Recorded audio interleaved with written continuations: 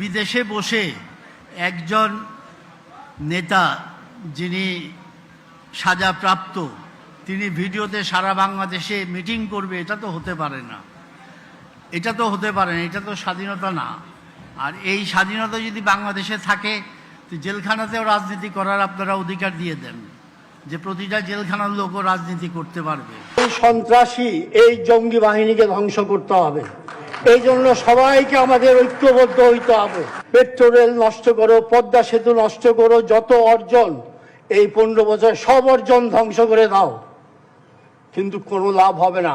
আজকে শুধু শেখ হাসিনা একা না, শেখ হাসিনার সাথে 20 কোটি মানুষ আমরা সম্পৃক্ত। আমাদের 40 কোটি হাত আছে, যা কিছু ক্ষয়ক্ষতি করুক এই 40 কোটি হাত নিয়ে আমরা এগিয়ে যাব। উনি আমাদের নেতৃত্ব দেবেন, ইনশাআল্লাহ কোনো শক্তি আমাদের কোনো ক্ষতি করতে পারবে না। আমরা আমাদের নেতৃত্বের প্রতি আমাদের আস্থা আছে, বিশ্বাস আছে। ইনশাআল্লাহ মৃত্যুর আগের দিন পর্যন্ত আমরা তার প্রতি আমাদের এই আস্থা বিশ্বাস এবং মৃত্যুর পরেও তার প্রতি আমাদের আস্থা বিশ্বাস ইনশাআল্লাহ থাকবে।